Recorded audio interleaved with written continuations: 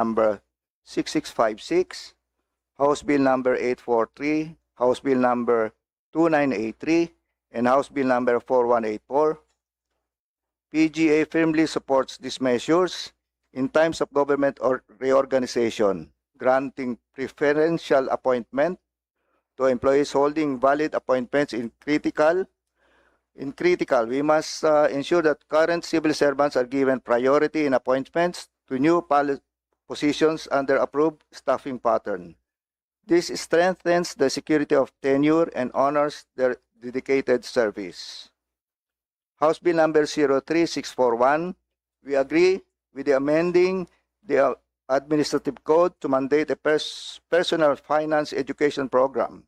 It is essential to educate state workers on proper financial management to prevent indebtedness, which often leads to administrative issues and affects the personal well-being of the employees. Do I have to mention on skills certificate equivalency and other measures? Sir Glenn, Yes, ma'am. we will be tackling first the first bill on regarding the preferential appointments for now. Thank you, sir, for your comments and manifestation. Anyone else from our resource persons or any of our members present today? Any more comments? Wala na. There being no further comments or suggestions, and considering that this measure has already been approved in the House in the previous Congress, may I now request and solicit a motion for its approval with its corresponding committee report, so that we can consolidate all the bills and become a substitute bill. Yes, consolidation and for the approval of the said measure. Madam Chair, Yes, Representative Alba. I'd like to move that House Bills 843, 2983, 4182 be consolidated, and the same is approved subject to style.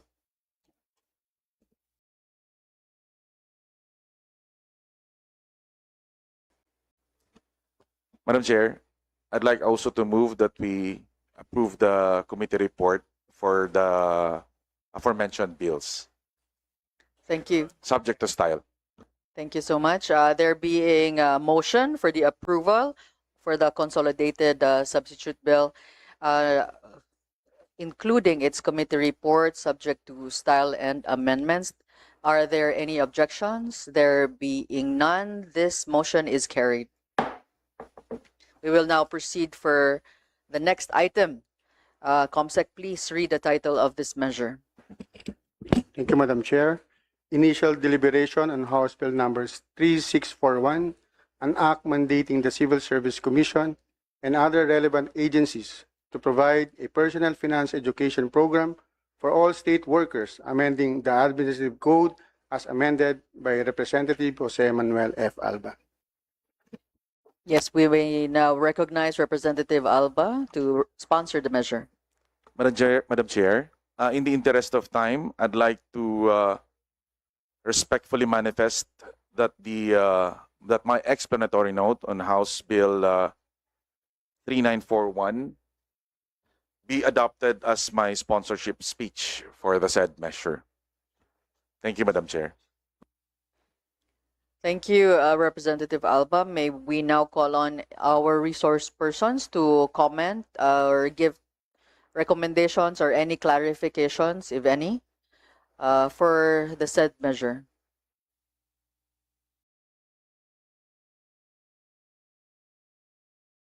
Yes, Mr. Glenn, Pastor. Again, thank you, ma'am. Regarding House Bill number 03641, we agree with amending the Administrative Code to mandate a personal finance education program.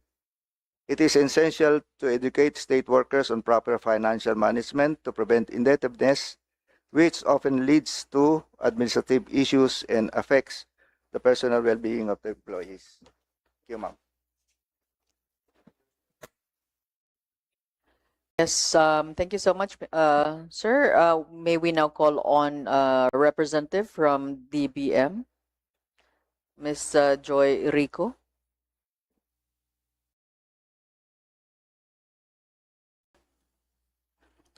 Good morning, Madam Chair, members of the committee, your honors and colleagues in government, and to everyone present in the meeting. On House Bill number 3641, relative to finance education for all state workers, we defer to the Civil Service Commission on the matter.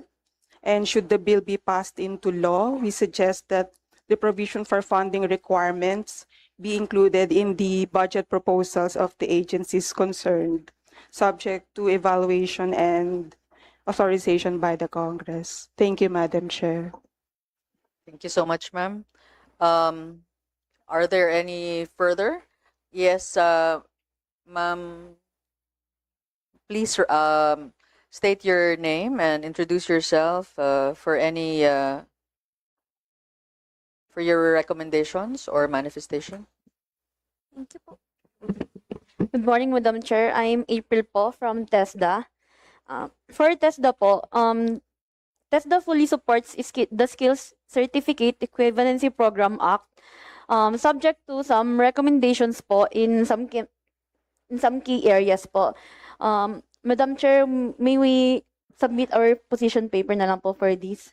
Thank you so much, Ms. Thank you April. po. May we solicit for the same manifestation later on when we tackle that measure.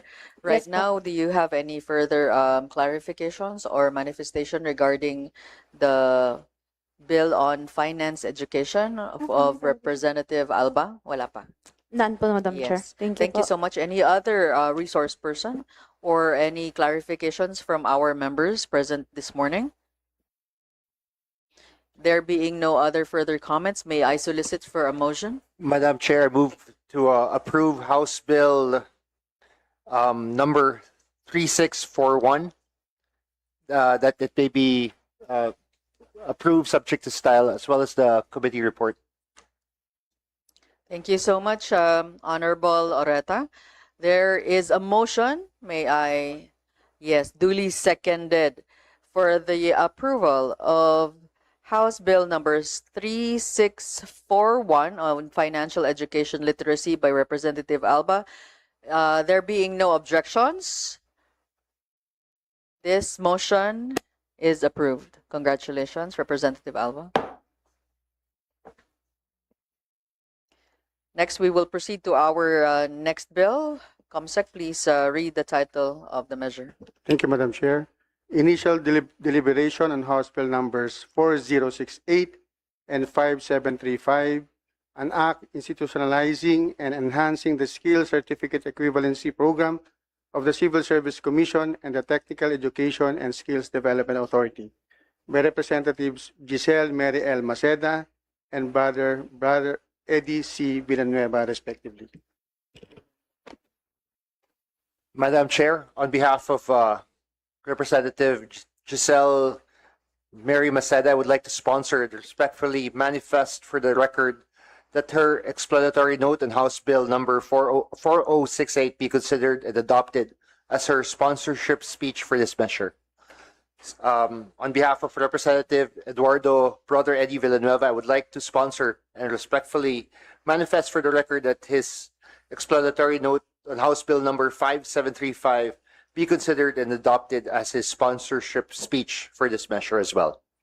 Thank you so much, Representative Oreta, for sponsoring the measures of Representative Maceda and Representative Villanueva, respectively. Now we will be proceeding to the comments or recommendation from any of our resource persons.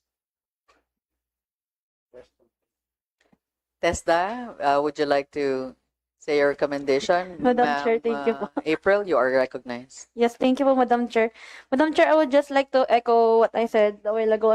Apologies for that. That TESDA fully supports the Skill Certificate Equivalency Program Act, and that we will submit our position paper, which reflects our recommendations in some key areas to be considered po. Thank you, Madam Chair. Thank you so much, Ms. April from TESDA. Now we would like to solicit for any manifestation from PIGEA. Sir Glenn? Again, thank you, ma'am. I have here our position on House Bill number 04068 and House Bill number 05735. We stand in unity with the objective to institutionalize the Skills Certificate Equivalency Program of the CSE and TESDA. Many government employees possess the necessary skills but lack civil service eligibility. This law will provide them a fair opportunity for promotion and security of tenure based on their proven skills and competitiveness. Thank you so much, Sir Glenn. No more manifestations from our members. May I now solicit for an approval of the Madam measure? Chair, Yes, ma'am. Please state your name and in your position and agency. yes, I am from TESDA, Madam Chair. I am Babes Andrade po. And I would just like to update the committee on our efforts based on the measures being discussed. We had, the CSE and TESDA po had a meeting last September 9 to really iron this out. And we had already draft a joint memorandum circular for these efforts, and the bills are already aligned naman po with what we are doing, and hopefully we can provide and we can put this action into action po, the bills. That would be all, Madam Chair. Thank you po. Thank you so much, ma'am. There being no other clarifications from our members, may I solicit for the approval of the measure, also for its committee reports, and Madam may Chair, I, yes, Honorable Keith Maikatan. I would like to move to consolidate the two House bills, House Bill number 4068 and 5735, and thereafter approve these measures and its committee report, Madam Chair. Second the motion. There being a motion for the approval and consolidation of House Bill numbers 4068 and 5735, duly seconded, and there being no objections, the motion is carried. Do I hear a motion for any of you who would like to become co-authors of the said measure, including, of course, earlier on we have had all the other measures. Maybe you would like to manifest your interest in becoming co-authors in the measure. Madam Chair, I move that all members present here in this hearing be made co-authors of the measures deliberated upon by this committee for this day. Madam Chair, thank you. Thank you so much. We have a motion considering all the members present in this morning's hearing be made co-authors of the same of the said bills, including, of course, the previous bills that we've had with our author, Representative Alba, for your approval. Of course, there is a motion duly seconded, and the motion is thereby carried. Ms. Comsec, please now read the next title of the next House bill. Thank you, Madam Chair. Initial deliberation on House Bill numbers 801, 4683, and 5175, an act institutionalizing the implementation of the GIP, authored by Representatives Eduardo R. Rama, Ferdinand Martin G. Romualdez, Andrew Julian K. Romualdez, Jude A. Asidre, and Keith Micah, Attorney Mike D. L. Tan, respectively. Thank Madam you, Chair. Comsec. Yes, you are now recognized, Honorable Keith Micah Tan. On behalf of the authors, Representative Eduardo Rama, Ferdinand Martin G. Romualdez, Andrew Julian K. Romualdez, and Jude A. Asidre, I would like to move that their explanatory note on House Bill 801 and 4683 be made their sponsorship speech, respectively. And I would like also to move that my explanatory note on House Bill number 5175 be made my sponsorship speech also, Madam Chair.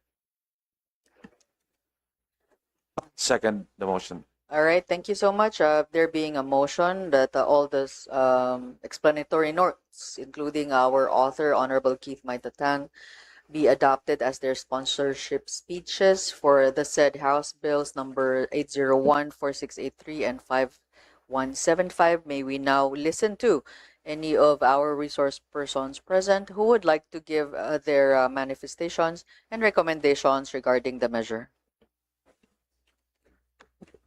Madam Chair. Yes, Mr. Nankil from the Department of Labor and Employment.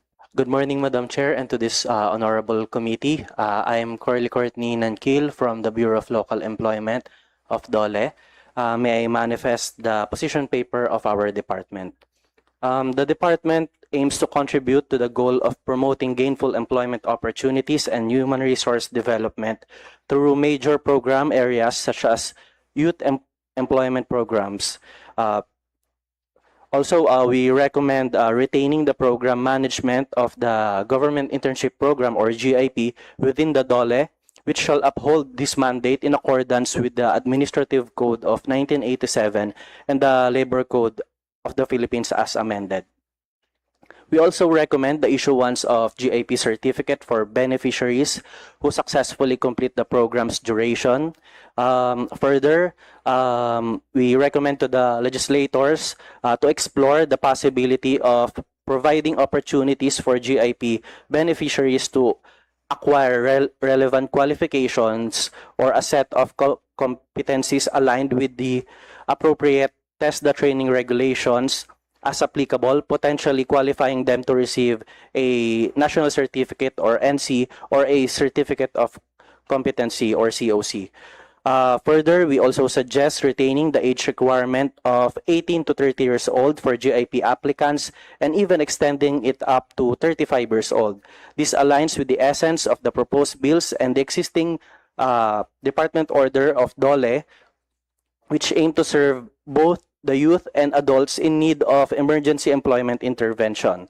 On the standardization of the GIP allowance, the department respectfully recommends that this section be further reviewed in consultation with appropriate and relevant government agencies and supported by evidence-based data.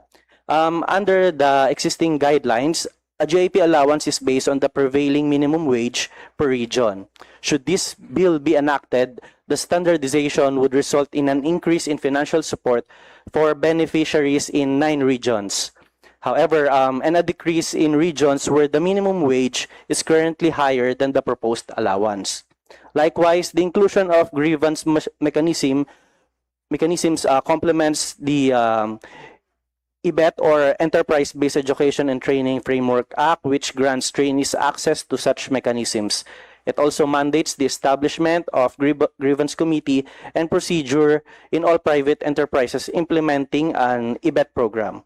Regarding the institutionalization of an oversight committee, we recommend including the DOLE as the chairperson with the Civil Service Commission and the National Youth Commission as co-chairs.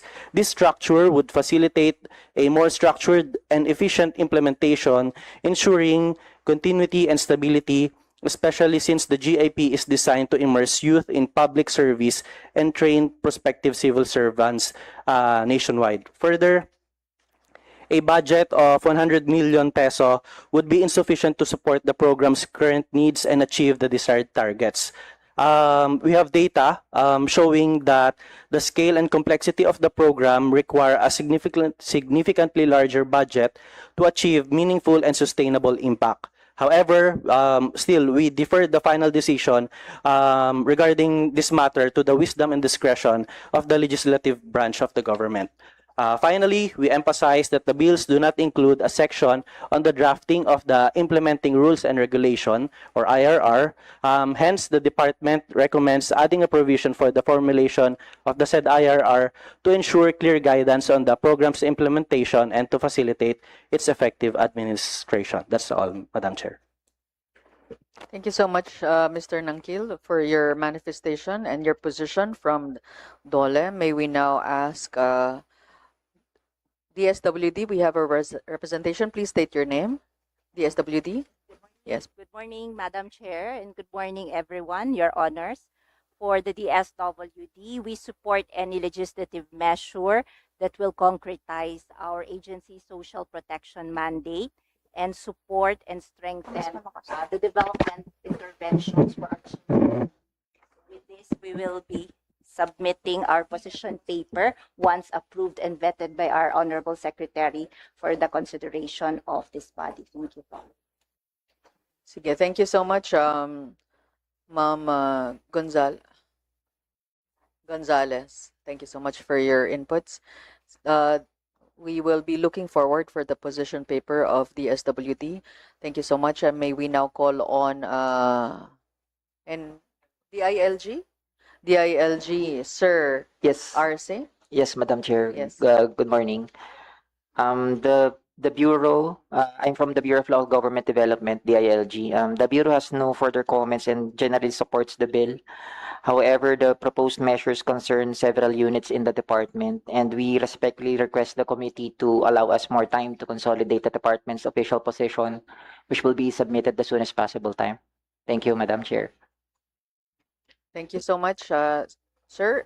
May we now call on a representative from NYC? Please Yes. state your name. Thank you, Madam Chair. I am Attorney Larry Nepomuceno from the National Youth Commission. Here on behalf of our chairperson, USEC, Joseph Francisco Ortega. We thank you for the opportunity to convey the position of the National Youth Commission.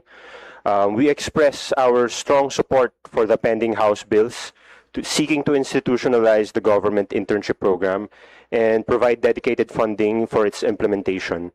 Formalizing the GIP will ensure stable, equitable, and accessible pathways for young Filipinos to gain meaningful work experience in the public sector. This initiative directly aligns with the NYC's mandate to promote youth participation in nation building and to expand opportunities for skills development, employability, and career readiness. By equipping young people with practical competencies and exposure to government service, the GIP strengthens youth engagement in governance while helping bridge school-to-work transitions. The GIP is likewise consistent with the Philippine Youth Development Plan 2023 to 2028, particularly its objective of mobilizing youth and encouraging youth participation in education and lifelong learning. By integrating experiential learning and hands-on skills development into the internship experience, the program reinforces the PYDP's goal of providing high-quality learning pathways that enhance the personal and professional growth of young Filipinos.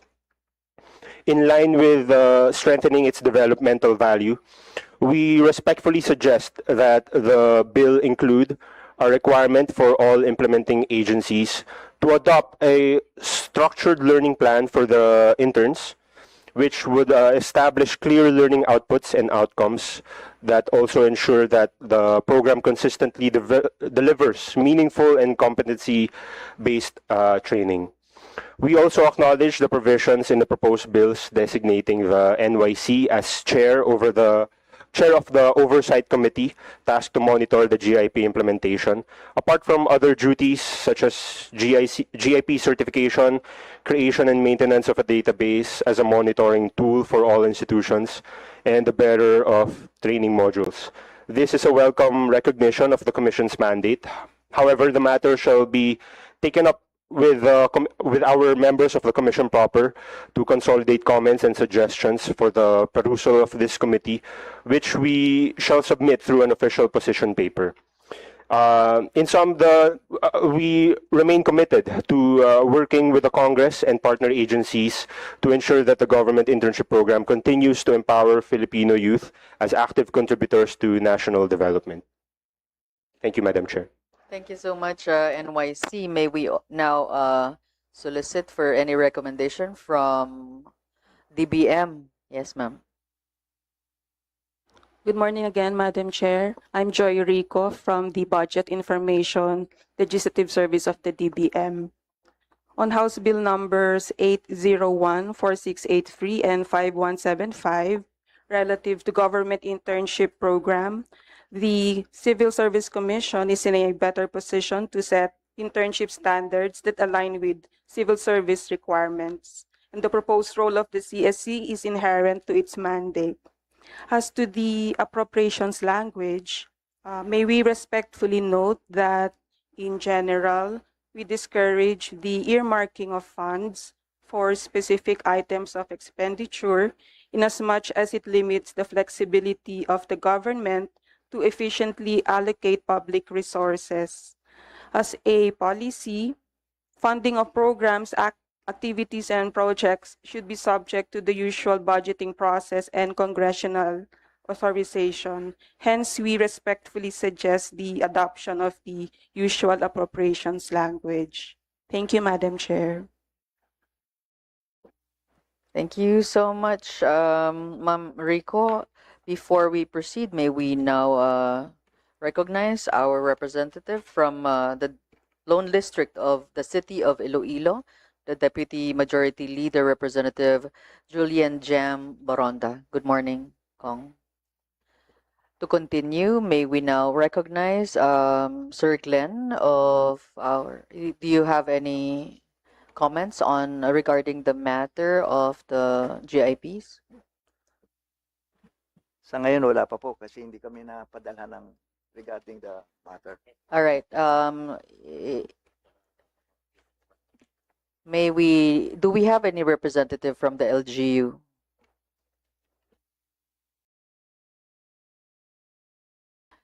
The ILG, may we solicit for your manifestation? Sir Arce? Good morning, Madam Chair. Similar to the previous measures, we still need to consolidate our official inputs from other DILG units. But for the Bureau of Law Government Development, we fully support the bill and has no further comments. Thank you, Madam Chair. Thank you, sir. Any more manifestations or recommendations from our resource persons or from our members? Wala na? May I solicit for a motion? Madam Chair, for House Bill 801, 4683, and 5175, I move for the approval of the measure and its committee report that they may be consolidated. We'll consolidate them into a substitute bill that incorporates all valid recommendations. Second the motion.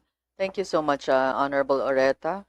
There is a motion which was duly seconded by Representative Alba to approve House Bill numbers 801, 4683, and 5175 in principle, and which is an act institutionalizing the implementation of the government internship program and appropriating funds therefor and for other purposes.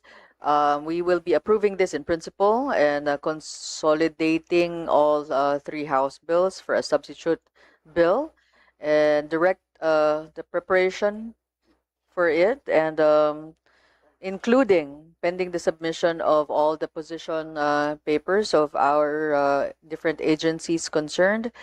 Also approving in principle for the corresponding committee report for consideration also for our next committee meeting. It was already duly seconded and there being no objections, this motion is carried. Yes.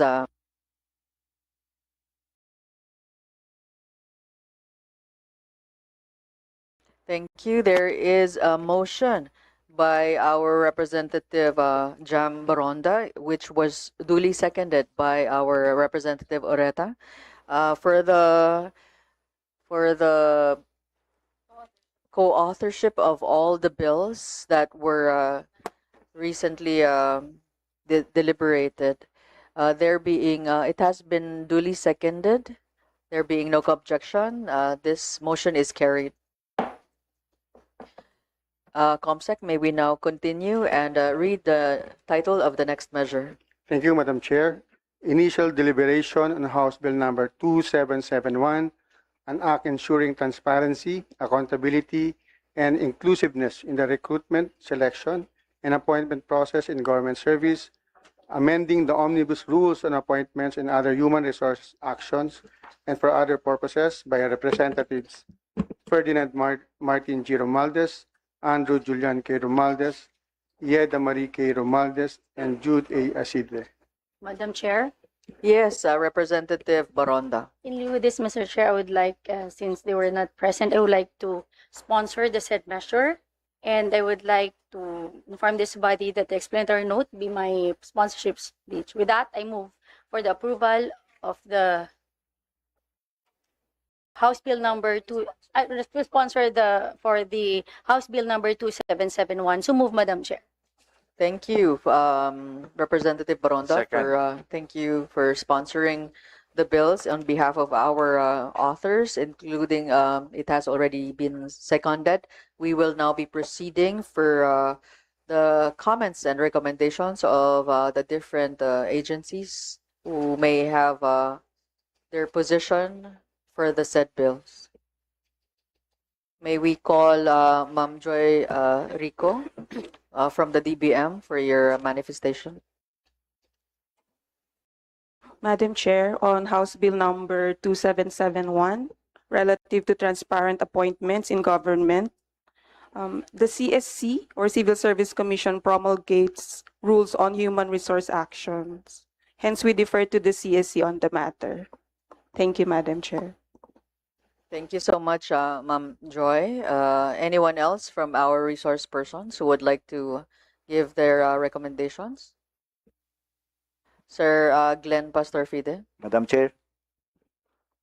Again, on House Bill 2771, the Philippine Government Employees Association support the amendment of the Omnibus Rules and Appointments on other human resource actions. And this is to ensure greater transparency and accountability. The recruitment and selection process must be strictly based on merit and fitness. No? And in case po, Madam Chair, ma-approve ito, at kung mag-create tayo ng technical working group, we will be gladly participate on the matter. Thank you po. Thank you, Sir Fide. Anyone else from our resource persons?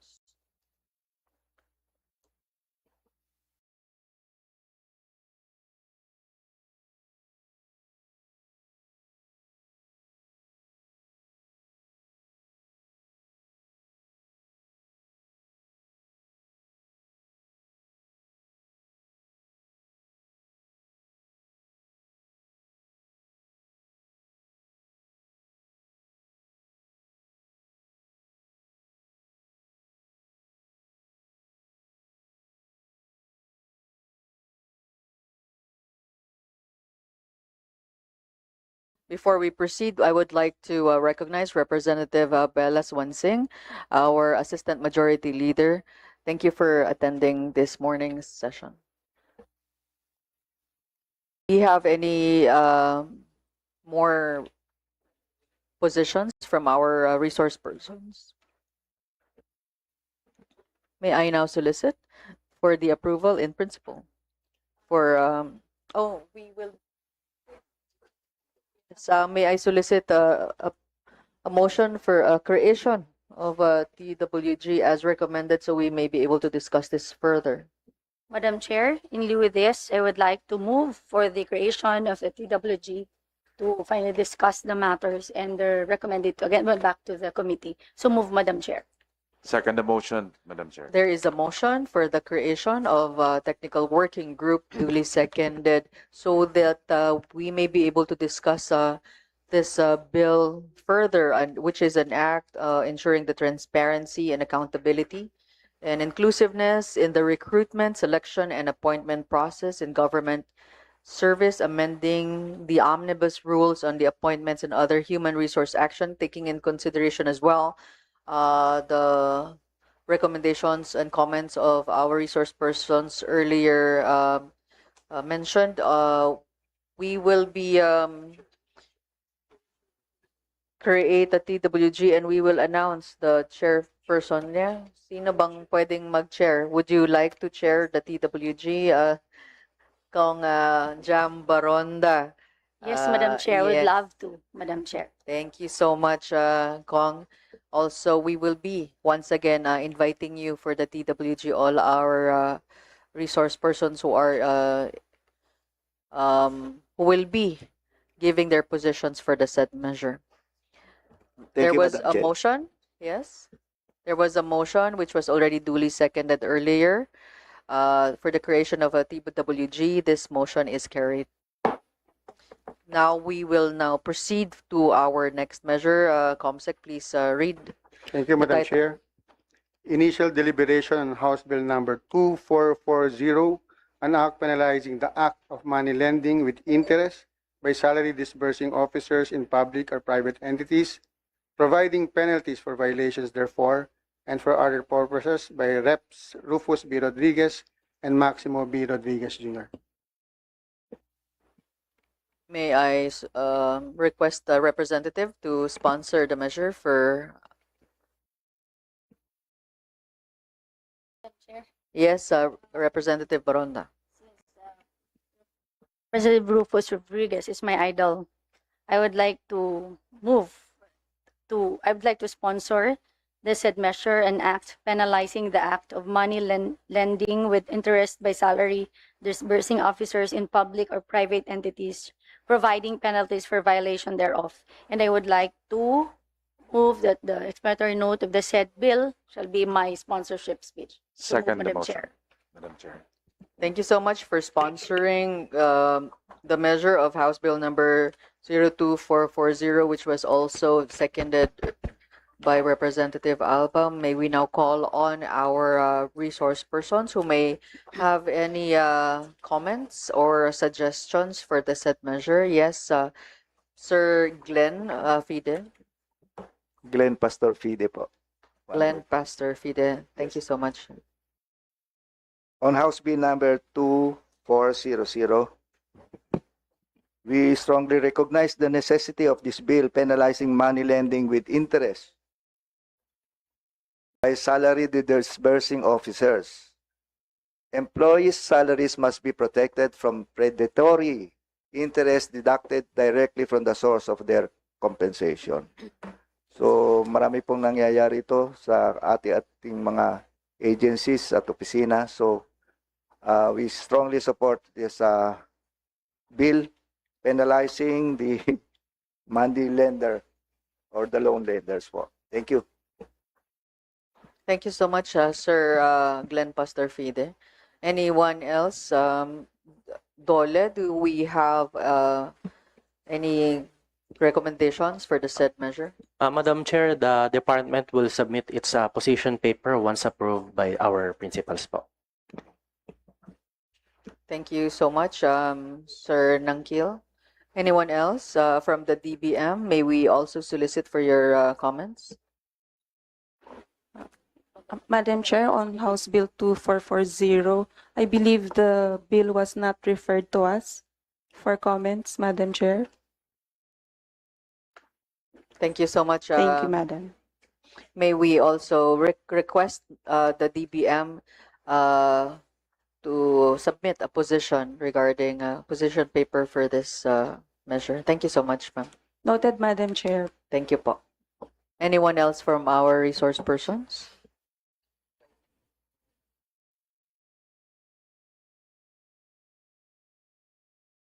There being no other comments or recommendations from our resource persons, any more from our may we now ask and Madam Chair, solicit a motion. Thank you. I'd like to move for the approval of the said measure in principle, pending the submission of position paper of all the agencies concerned. I second the motion, Madam Chair. Thank you so much. There is a motion for the approval of House Bill in principle. House Bill number 2440, which is an act penalizing the act of money lending with interest by salary disbursing officers in public or private entities, providing penalties for violations therefore, and for other purposes by Representative Rufus Rodriguez and Maximo Rodriguez Jr. It has been moved to be approved in principle, which was also duly seconded. Madam Chair, I'd like to amend my motion. Yes, I'd like to move Well- that the said measure be approved in principle, subject to the submission of all the position papers, subject to amendments and style. there is a motion by Representative Alba, which was earlier seconded. There being no objections, this motion is carried.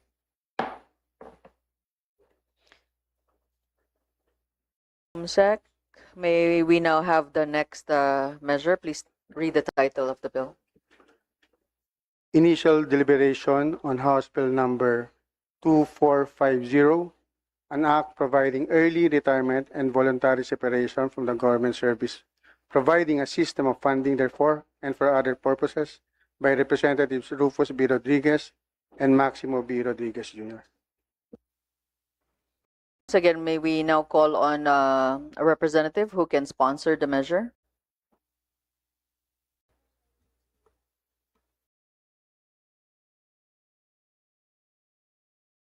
Madam Chair, Yes, Representative Alba. I'd like to manifest that on behalf of Representatives Rufus Rodriguez and Maximo Rodriguez, I'd like to manifest that the explanatory note of House Bill 2450 be made the sponsorship speech, be adopted as sponsorship speech for the said measure. So move, Madam Chair. second the motion, Madam Chair. Thank you, Representative Alba, for sponsoring the measure for our authors, which was also earlier on duly seconded by Representative Ronda. May we now solicit for any comments and suggestions from our resource persons? May we recognize a representative from COA, Attorney?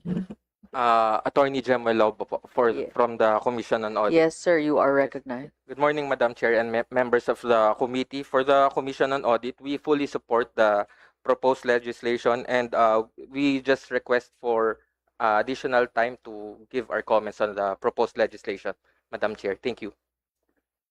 Thank you so much, Attorney, from COA. May we now, do we have any other resource persons who have further comments regarding this matter? Yes, Sir Pastor Fide.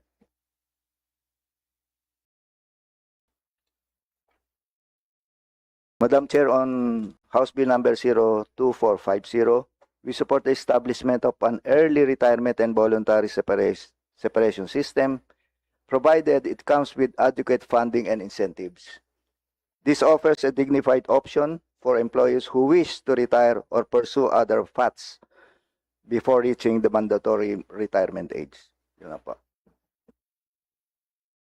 Thank you, Sir Glenn. May we also, yes, Ma'am Joy Rico of DBM, you are recognized. Madam Chair, on House Bill number 2450, relative to early retirement and voluntary separation from the government service, may we note that there is the Government Optimization Program pursuant to RA number 12231. May we respectfully suggest that the bill consider the GOP since the proposal may run counter to the said efforts of the government, Madam Chair. Thank you. We will just submit the details in our position paper, Madam Chair. Thank you so Thank much, Ma'am Joy.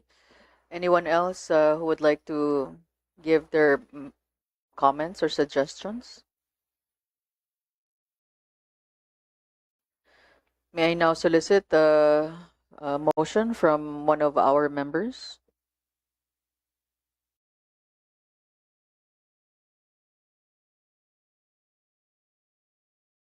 Yes, Madam Chair, I'd like to Representative move Alba.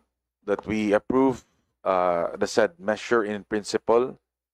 And of course, pending the submission of position papers of all agencies, relevant agencies.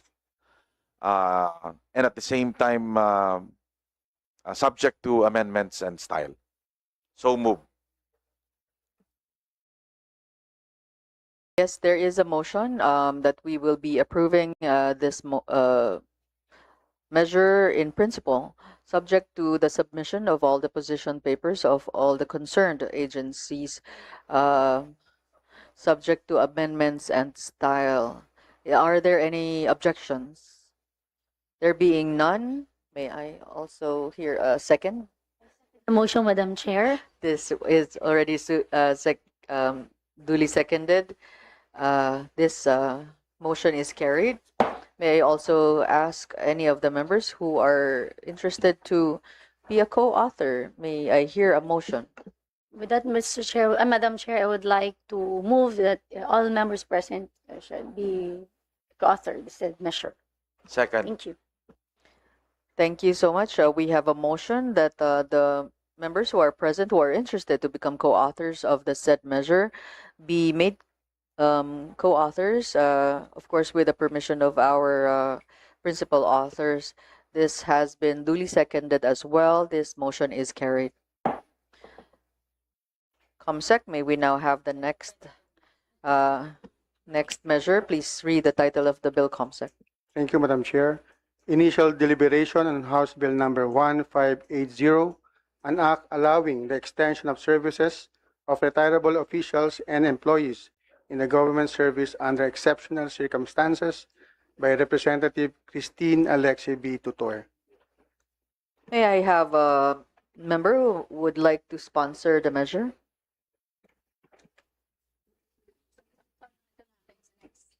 Representative Alba, you are recognized.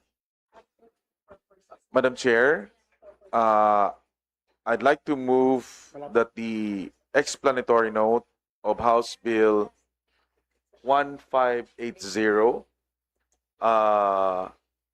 be adopted as the sponsorship speech for the said measure. So move, Madam Chair. The motion, Madam Chair. Thank you, Representative Alba, for sponsoring the measure. For our author, Representative Tutor, on House Bill number 1580, which was duly seconded. Now we will be calling on any of the resource persons who would like to give their comments and suggestions regarding the measure on House Bill 1580. Anyone? Yes, Attorney Ferrer of COA. Good morning, Madam Chair. Attorney John Merkfer from the Commission on Audit.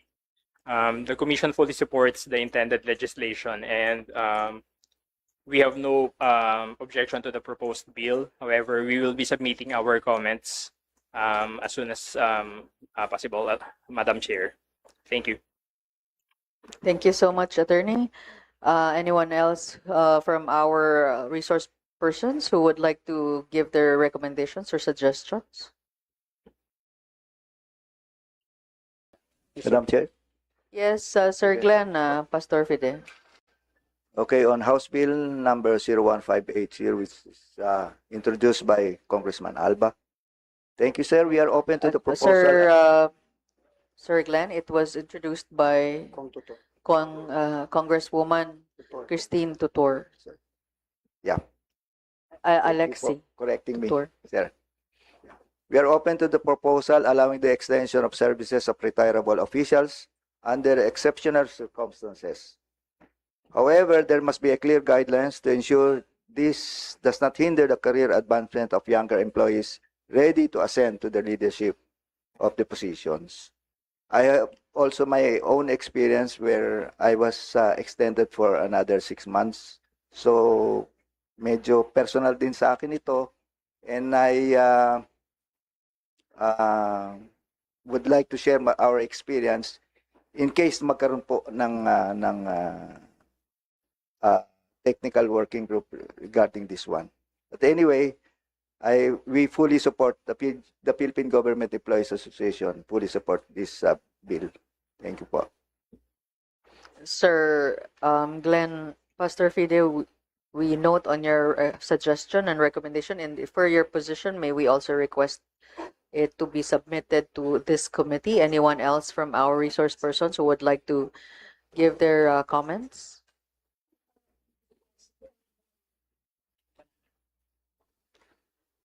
May I now request any of our members for a motion regarding this measure?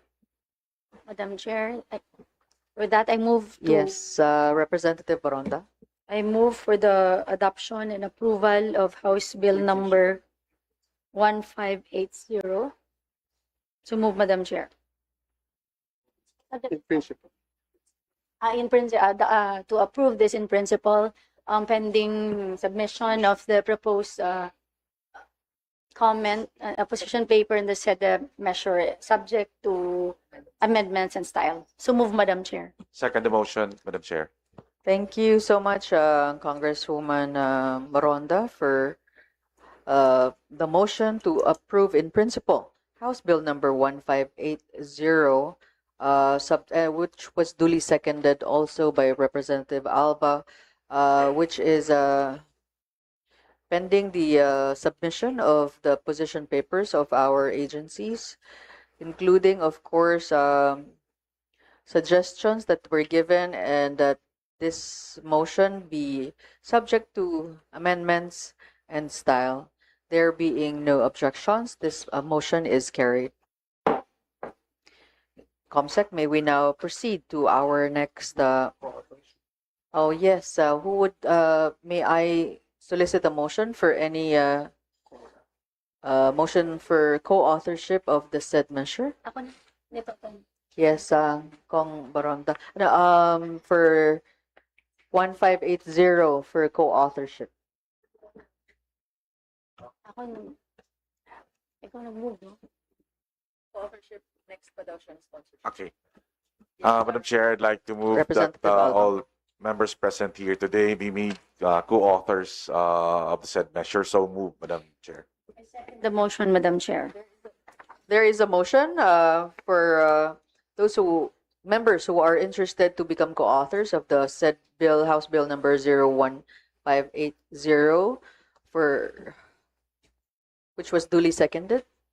This for all the members present to be co-authors of the said bill. No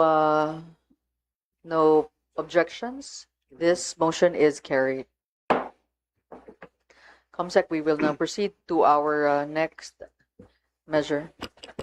Thank you, Madam Chair. House Bill number 4462, an act providing that all contractual and casual employees in the government service be paid corresponding wages during special public and local holidays and appropriating funds therefore by Representatives Ramon Jolo B. Revilla III, Lani Mercado Revilla, and Brian B. Revilla.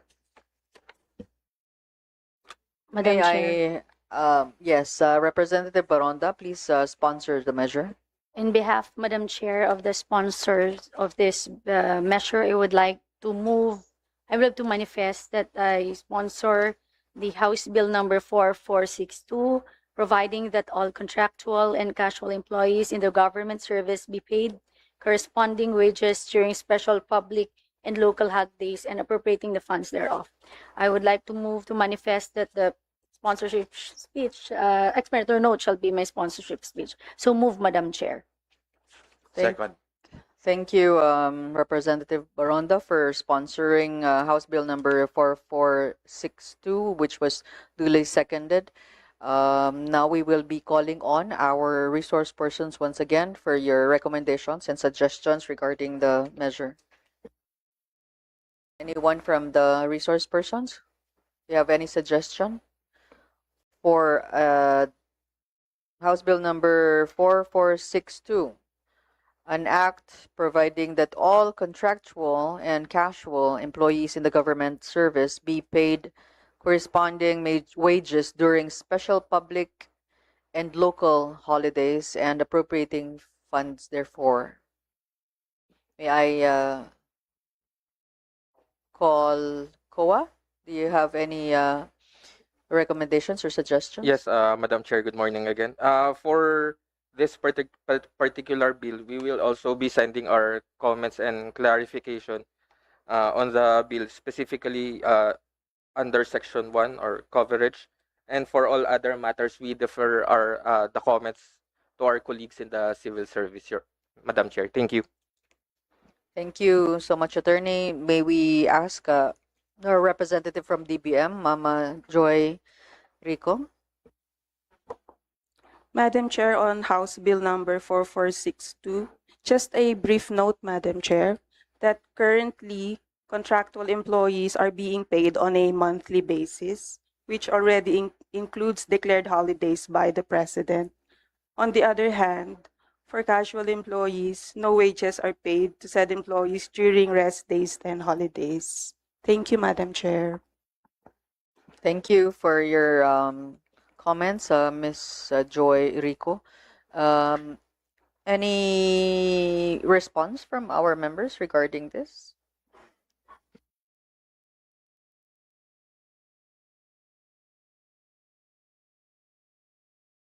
Anyone else who would like to give their comments and suggestions regarding this?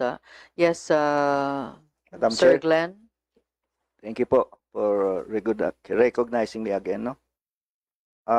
From our organization, the Public Sector Workers, this is a matter of social justice on House Bill 04462.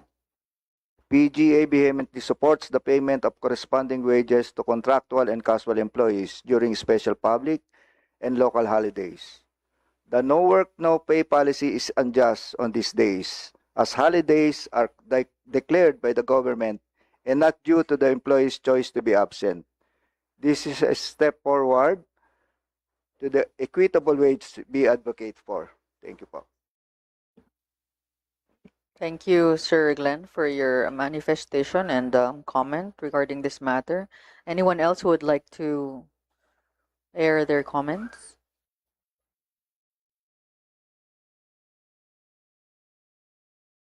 Any motion from the members present?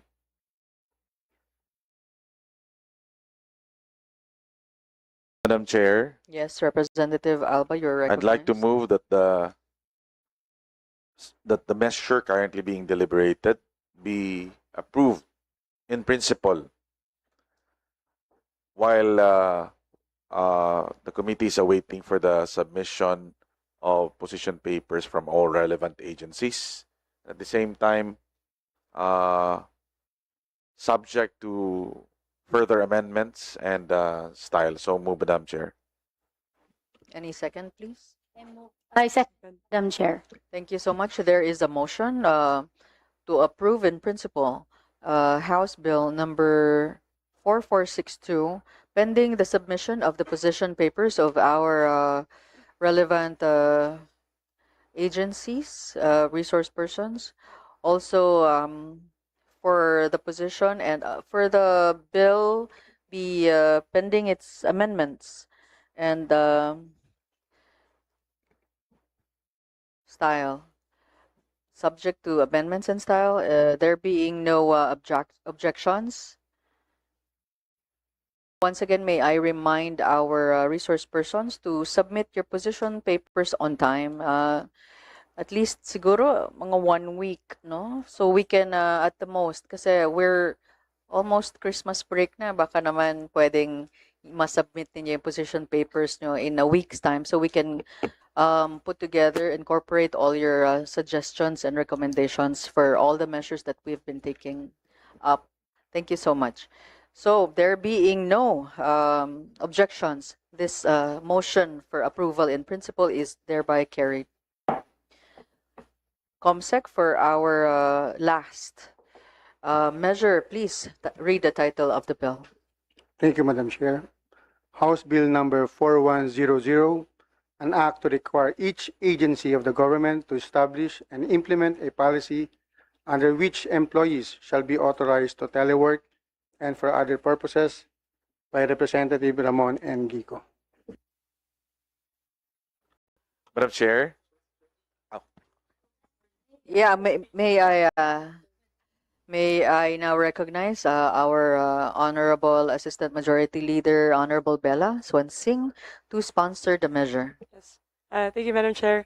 On behalf of Representative Ramon Guico Jr., I will be sponsoring House Bill number 4100, if I may. He has sent a sponsorship speech, which I would like to read.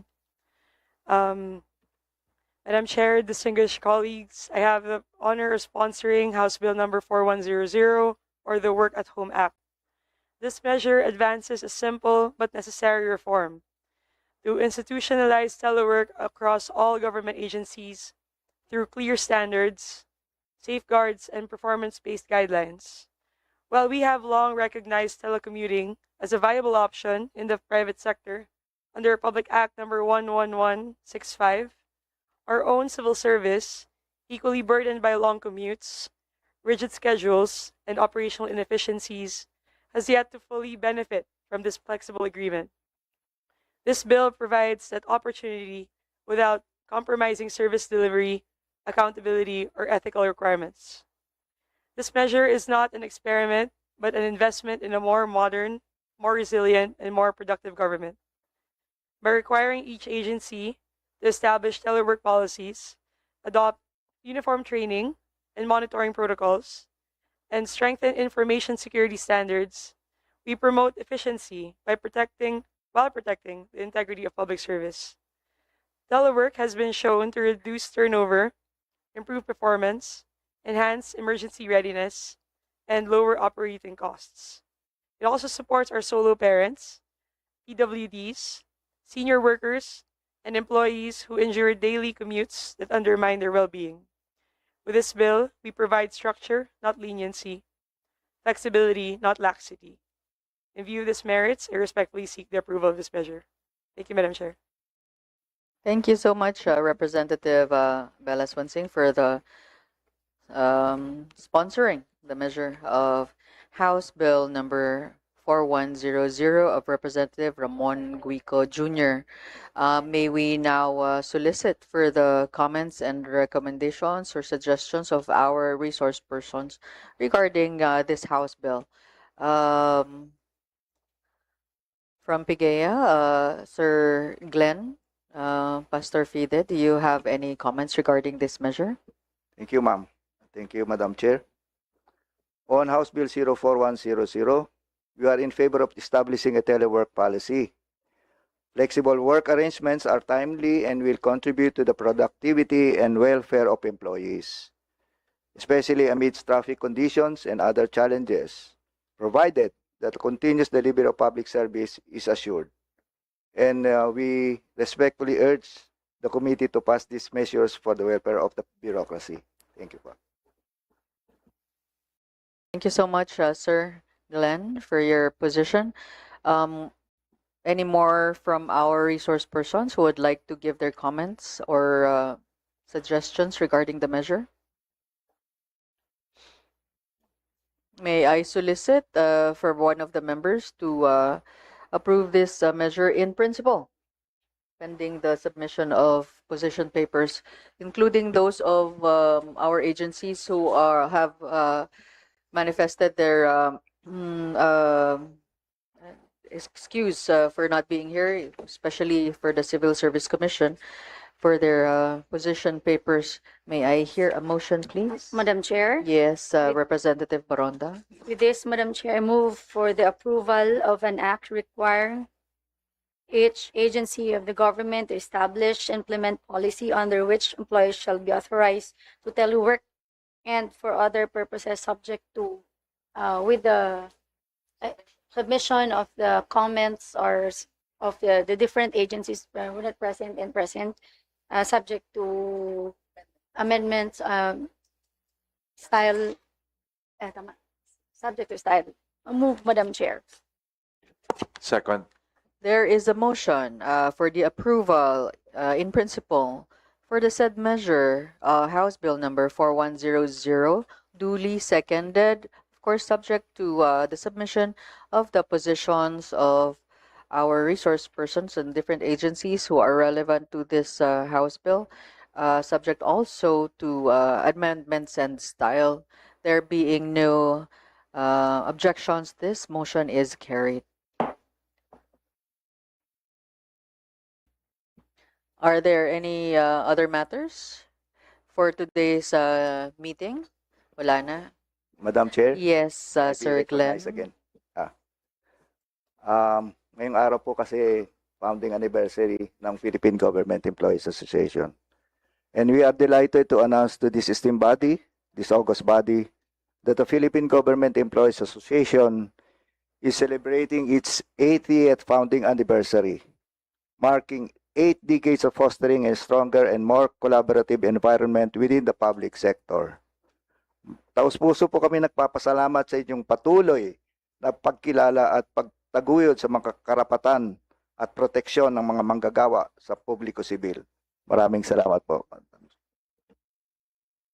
Thank you so much, Sir Glenn Pastor Fide, for your announcement of your 80th anniversary of the Philippine Government Employees Association. Congratulations on this milestone for 80 years. Thank you so much for your service as well.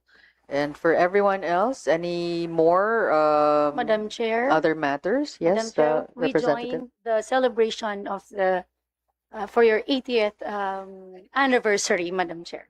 Invited po kayong lahat sa Ramada Hotel sa Santa Cruz po. Santa Cruz. Salamat din po.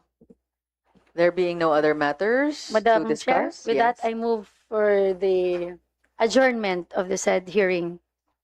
There is a measure Second. to adjourn and duly seconded. No objections. Thank you once again and good morning sa inyo. This committee hearing is hereby adjourned.